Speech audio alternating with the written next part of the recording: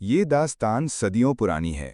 ایک دور افتادہ وادی کے کنارے پر واقع ایک بستی میں 3 گہرے دوست رہتے تھے: حارث، سمیع اور فواد۔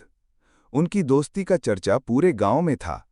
لوگ کہا کرتے تھے کہ یہ تینوں ایسے ہیں جیسے درخت کی 3 شاخیں، الگ الگ نظر آتی ہیں مگر جڑ ایک ہی ہے۔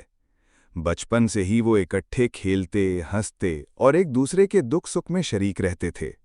لیکن زمانہ ہمیشہ ایک سا نہیں رہتا۔ آہستہ آہستہ زندگی کی سختیاں ان پر سایہ ڈالنے لگیں۔ روزگار کے دروازے بند ہونے لگے، غربت کا اندھیرا چھانے لگا اور روٹی کی تلاش نے ان کے خواب چرا لیے۔ جہاں کبھی کہکہے گونجتے تھے، وہاں اب فکر اور خاموشی کا راج تھا۔ آخر ایک دن بھوک اور مایوسی نے انہیں مجبور کر دیا کہ وہ اپنی بستی چھوڑ دیں اور قسمت آزمائی کے لیے کسی نئی جگہ نکل کھڑے ہوں۔ اپنے پاس جو تھوڑا بہت سرمایہ تھا وہ اکٹھا کیا، چند جوڑے کپڑے اور کچھ خشک راشن ساتھ لیا اور نامعلوم منزل کی طرف چل دیے۔ راستہ لمبا تھا، قدم تھکے ہوئے، مگر دلوں میں امید کا چراغ روشن تھا۔ کئی گھنٹوں کے سفر کے بعد وہ ایک اجنبی علاقے میں جا پہنچے۔ وہاں گھنے درختوں کی چھاؤں اور سنسان میدان پھیلے ہوئے تھے۔ ایک عجیب سی خاموشی چھائی ہوئی تھی، جیسے وقت صدیوں سے وہاں رک گیا ہو۔ شام ڈھلی تو سورج پہاڑوں کے پیچھے چھپنے لگا، ہوا میں ٹھنڈک بڑھ گئی۔ تینوں دوست ایک بڑے درخت کے نیچے بیٹھ گئے۔ حارث نے اپنی چادر بچھائی، سمیع نے پانی کی مشکیزہ نکالی اور فواد نے ایک خشک روٹی توڑ کر سب میں بانٹ دی۔ پرندوں کی ہلکی آوازوں کے سوا ہر طرف سناٹا تھا۔ فواد نے تھکے ہوئے لہجے میں کہا، کیا واقعی بستی چھوڑنا درست فیصلہ تھا؟ حارث نے آسمان کی طرف دیکھا جہاں ستارے جھلملانے لگے تھے اور مسکرا کر کہا، جب کشتی طوفان میں پھنس جائے تو ساحل ڈھونڈنا ہی واحد راستہ ہوتا ہے، چاہے وہ کتنا ہی دور کیوں نہ ہو۔ یہ سن کر سمیع نے جوتے ایک طرف رکھے اور لیٹ گیا۔ جو بھی آئے گا ہم اکٹھے سہ لیں گے۔ رات گہری ہونے لگی۔ اندھیرے میں اچانک ایک خوفناک آواز گونجی۔ حارث چونک کر بولا، یہ آواز کسی خطرے کی لگ رہی ہے۔ تینوں سنبھل کر بیٹھ گئے۔ پھر جھاڑیوں میں حرکت ہوئی اور دیکھتے ہی دیکھتے ایک خونخوار بھیڑیا ان کی طرف لپکا۔ تینوں کے قدموں میں بجلی دوڑ گئی اور وہ جان بچانے کے لیے اندھیرے میں دوڑ پڑے۔ بھیڑیا ان کے پیچھے غراتا ہوا لپک رہا تھا۔ دوڑتے دوڑتے وہ ایک کھلے میدان میں پہنچے، جہاں دور ایک جلتی ہوئی آگ کی روشنی نظر آئی۔ وہ دیکھو، آگ جل رہی ہے، حارث چیخا۔ وہ روشنی کی طرف بھاگے اور جلد ہی ایک چھوٹا سا مکان دکھائی دیا۔ خوش قسمتی سے بھیڑیا واپس پلٹ گیا۔ انہوں نے تہذیب کا خیال کرتے ہوئے دروازہ کھٹکھٹانے کے بجائے باہر ہی بیٹھ کر صبح کا انتظار کیا۔ کچھ دیر بعد جب فجر کا وقت ہوا اور پرندے چہچہانے لگے تو مکان کا دروازہ کھلا۔ باہر ایک باوقار بوڑھی عورت نکلی۔ جیسے ہی اس نے تینوں نوجوانوں کو دیکھا تو نرمی سے بولی، بیٹو، تم کون ہو؟ یہاں کیوں بیٹھے ہو؟ اندر آ جاؤ، تھکے لگتے ہو اور بھوکے بھی۔ وہ عورت انہیں گھر کے اندر لے گئی، کھانا دیا اور آرام کرنے کو کہا۔ باتوں باتوں میں جب اسے معلوم ہوا کہ وہ روزگار کی تلاش میں آئے ہیں تو اس نے کہا، میرے پاس 5 گائیں ہیں جو جنگل میں کھو گئی ہیں۔ اگر تم انہیں ڈھونڈ کر واپس لے آؤ تو میں تمہیں اچھا انعام دوں گی۔ حارث نے پورے اعتماد سے جواب دیا، ماں جی، ہم ضرور کوشش کریں گے کہ آپ کی گائیں واپس لے آئیں۔ عورت نے دعاؤں کے ساتھ ان کے سروں پر ہاتھ رکھا اور خوش ہو گئی۔ ناشتہ کرنے کے بعد تینوں دوست جنگل کی طرف روانہ ہو گئے۔ جنگل خطرناک جانوروں سے بھرا ہوا تھا، مگر وہ ہمت ہارنے والے نہ تھے۔ انہیں اپنی روزی کی فکر تھی اور اس کے لیے وہ کچھ بھی کرنے کو تیار تھے۔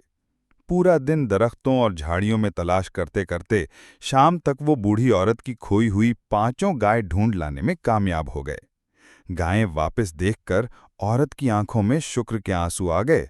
وہ خوشی سے بولی، بیٹو، ابھی رات ہو چکی ہے، جنگل میں جانوروں کا خطرہ رہتا ہے، بہتر یہی ہے کہ آج رات یہیں رہ جاؤ اور صبح انعام لے کر اپنے راستے پر نکل جانا۔ تھکے ماندے تینوں دوستوں نے ایک دوسرے کی طرف دیکھا اور وہیں رکنے پر راضی ہو گئے۔ صبح ہوئی تو انہوں نے جانے کی تیاری کی۔ اسی وقت فواد نے تجسس سے پوچھا، ماں جی، آپ اکیلی کیسے رہتی ہیں؟ آپ کا کوئی اپنا نہیں؟ عورت مسکرا کر بولی، بیٹا، میری ایک بیٹی ہے جو شہر میں بیاہی گئی ہے اور میرے 2 بیٹے اپنی بہن سے ملنے شہر گئے ہیں۔ میں بس ان کی واپسی کی منتظر ہوں۔ یہ کہہ کر وہ اندر گئیں اور ایک کپڑے کی تھیلی لے آئیں۔ تھیلی حارث کے ہاتھ میں تھماتے ہوئے بولیں، بیٹا، یہ تم تینوں کا حق ہے۔ ہر گائے کے بدلے سونے کے سکے رکھے ہیں، انہیں آپس میں بانٹ لینا۔ جب حارث نے تھیلی کھولی تو وہ حیران رہ گیا، مگر ادب سے بولا، ماں جی، ہمیں ضرورت تو ہے، لیکن ہم آپ کا حق نہیں لے سکتے۔ ہم مزدوری کے لیے آئے ہیں، روزی کہیں اور کما لیں گے۔ بوڑھی عورت نے مگر ضد کی اور ان کی محنت و سچائی دیکھتے ہوئے انعام دینے پر اصرار کیا۔ آخر کار تینوں نے قبول کیا اور دعاؤں کے ساتھ وہاں سے روانہ ہو گئے۔ اب وہ مزدوری ڈھونڈنے کے بجائے اپنی بستی واپس جانے کا فیصلہ کر چکے تھے، کیونکہ جتنا وہ سال بھر کی مشقت میں کماتے، اس سے زیادہ انہیں ایک دن میں مل گیا تھا۔ راستے میں سب کے چہروں پر مسکراہٹ تھی، مگر ان کے دل بدلنے لگے تھے۔ سونے کے سکوں کی چمک نے ان کے دلوں میں ہرس جگا دی۔ پہلے جہاں وہ خالی ہاتھ بھی ایک دوسرے کے لیے قربان ہونے کو تیار تھے، اب لالچ ان کے درمیان آ گیا۔ سفر کے دوران جب بھوک نے ستایا تو انہوں نے طے کیا کہ فواد قریبی بازار سے کھانا لے آئے۔ حارث اور سمی درخت کے سائے میں بیٹھ گئے، مگر ان کے دلوں میں ایک نیا اندھیرا سر اٹھانے لگا۔ دونوں نے آہستہ آہستہ سرگوشی کی، اگر فواد واپس نہ آئے تو سارا خزانہ صرف ہمارا ہو جائے گا۔ چند لمحوں کی خاموشی کے بعد انہوں نے فیصلہ کر لیا کہ جیسے ہی فواد لوٹے گا وہ اسے راستے سے ہٹا دیں گے اور سارا مال آپس میں بانٹ لیں گے۔ ادھر فواد بازار کی طرف بڑھ رہا تھا، مگر اس کے دماغ میں بھی شیطان اپنی چال چل رہا تھا۔ وہ سوچ رہا تھا، اگر میں کھانے میں زہر ملا دوں تو دونوں ختم ہو جائیں گے اور سارا خزانہ میرا ہو جائے گا۔ یہ خیال آتے ہی اس کے چہرے پر ایک خبیث مسکراہٹ پھیل گئی۔ اس نے زہر خریدا اور کھانے میں ملانے کا ارادہ کر لیا، لیکن پھر راستے میں اچانک اس کا دل پگھلنے لگا۔ ضمیر نے اسے جھنجھوڑا، یہ دولت دراصل آزمائش ہے۔ اگر میں نے دوستوں کے ساتھ غداری کی تو انجام کبھی اچھا نہیں ہوگا۔ یہ سوچ کر اس نے زہر پھینک دیا اور صاف نیت کے ساتھ کھانے کا سامان خرید کر واپس جانے لگا۔ ادھر حارث اور سمی کو بھی اپنی سازش پر شرمندگی ہونے لگی۔ وہ سوچنے لگے کہ دوستی جیسی نعمت کو دولت کے لیے قربان کرنا کتنی بڑی بے وقوفی ہوگی۔ دل میں ندامت نے گھر کیا اور دونوں نے فیصلہ کیا کہ وہ فواد کو کسی نقصان نہیں پہنچائیں گے۔ کچھ دیر بعد فواد کھانے کا سامان لے کر لوٹا۔ تینوں دوستوں نے خوشی خوشی کھانا کھایا۔ کسی نے بھی ایک دوسرے کے دل کا راز زبان پر نہ لایا، کیونکہ سب چاہتے تھے کہ دوستی میں کسی قسم کا زہر شامل نہ ہو۔ ہر ایک کے دل میں خوف تھا کہ اگر حقیقت ظاہر ہو گئی تو دوستی ٹوٹ نہ جائے، مگر خاموشی ہی محبت اور اعتماد کا سہارا بن گئی۔ کھانے کے بعد وہ بستی کی طرف چل نکلے۔ یہ سفر گویا ایک نئی زندگی کے آغاز جیسا تھا۔ راستے میں جب وہ ایک پہاڑ کے قریب پہنچے تو حارث نے کہا، دیکھو وہاں ایک غار ہے، جانوروں اور ڈاکوؤں سے بچنے کے لیے ہم رات وہیں گزار لیتے ہیں۔ سمی اور فواد نے بھی تائید کی اور تینوں احتیاط سے غار میں داخل ہو گئے۔ اندھیرا ان کے قدم روکنے لگا، مگر حارث نے مسکرا کر کہا، اب پلٹنے کا وقت نہیں، آگے بڑھو۔ غار کا جائزہ لینے کے بعد وہ زمین پر لیٹ گئے۔ تھکن نے جلد ہی ان کی آنکھوں کو بوجھل کر دیا اور تینوں گہری نیند سو گئے۔ آدھی رات کو موسم نے کروٹ لی۔ تیز ہوائیں چلنے لگیں اور بارش موسلا دھار برسنے لگی۔ طوفان کے شور نے سب کو ہلا دیا۔ اچانک پہاڑ کی چوٹی سے ایک بھاری پتھر لڑکتا ہوا غار کے دہانے پر آ گرا اور راستہ بند ہو گیا۔ صبح سب سے پہلے حارث جاگا۔ اس نے جب دیکھا کہ راستہ بند ہے تو فوراً سمی کو جگایا۔ دونوں نے زور لگا کر پتھر ہٹانے کی کوشش کی، مگر وہ اپنی جگہ سے نہ ہلا۔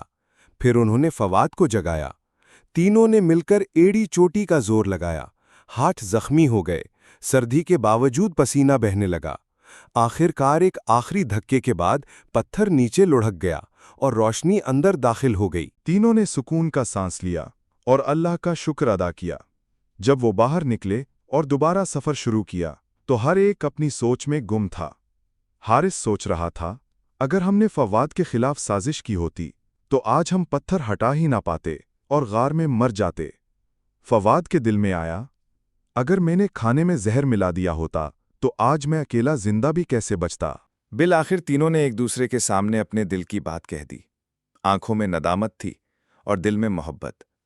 انہوں نے ایک دوسرے سے معافی مانگی اور گاؤں پہنچ کر سونے کے سکے ایمانداری سے آپس میں بانٹ لیے۔ अब वो पहले से ज्यादा करीब हो गए थे। भाइयों की तरह एक दूसरे का सहारा बन गए। ये आजमाइश इनके दिलो दिमाग पर नक्श हो गई और इन्हें ये कीमती सबक दे गई। लालच इंसान को तबाह कर देता है। दोस्ती और रिश्ते दौलत से कहीं ज्यादा कीमती हैं। गुनाह से बचने वाला हमेशा अल्लाह की रहमत पाता है। प्यारे दोस्तों, ये कहानी हमें यही सिखाती है कि दौलत वक्ती है, मगर ताल्लुकात और रिश्ते दायमी हैं। अपने दोस्तों और रिश्तेदारों का एहतराम करो, यही दुनिया और आखिरत दोनों में सुकून और कामयाबी का जरिया है। अगर आपको ये सबक आमोज़ कहानी पसंद आई हो तो हमारे चैनल पुराने किस्से उर्दू में को सब्सक्राइब करें, वीडियो को लाइक करें और दोस्तों के साथ शेयर करें। अपनी राय कमेंट्स में ज़रूर लिखें, क्योंकि आपकी राय हमारे लिए बहुत कीमती है।